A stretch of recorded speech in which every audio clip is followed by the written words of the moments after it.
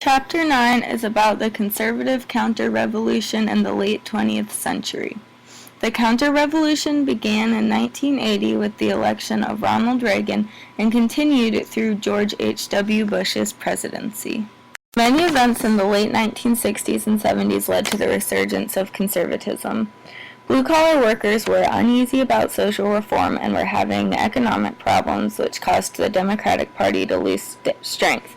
Jobs were also moving south and overseas, so there was a decrease in unions.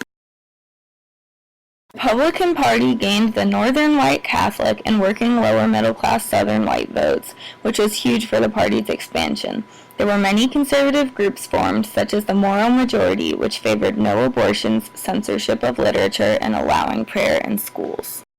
Reagan's 1980 landslide victory over Carter signified the start of the conservative counter-revolution.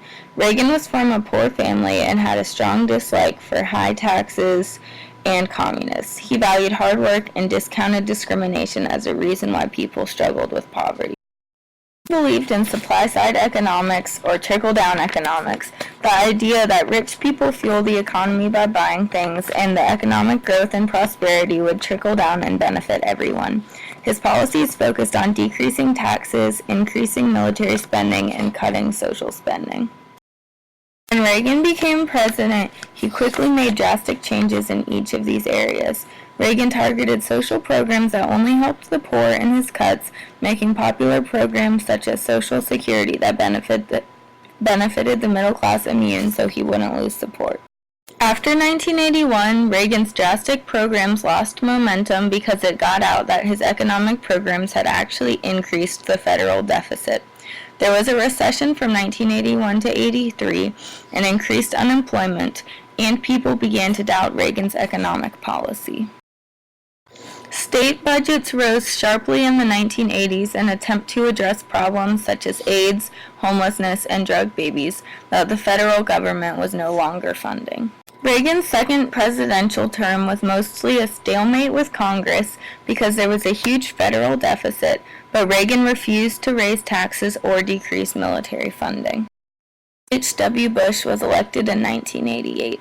He continued Reagan's large military spending and resistance of tax cuts. He focused on foreign affairs, not social reform, yet social spending rose because Democrats controlled both houses of Congress. In 1990, there was a big budget battle because the Cold War ended and Democrats wanted to transfer military spending to the domestic budget, but Republicans opposed. The Budget Summit of 1990 was a compromise that allowed some new taxes and reduced the overall federal budget, but didn't change the ratio between social and military spending. Vulnerable populations were oppressed by Reagan and Bush because they decreased funding for their assistance program. These oppressed populations included women, the poor, people of color, immigrants, and others. The AIDS epidemic was concentrated in gay men and caused them to be discriminated against in housing and the workplace. There was also an erosion of legal rights in the late 1900s because 7 out of 9 Supreme Court justices were conservative, so conservatives wanted to use the court as an instrument of the conservative ideology by overturning precedents. Congress fought back with legislation. The social work profession grew in the late 1900s despite conservative attacks.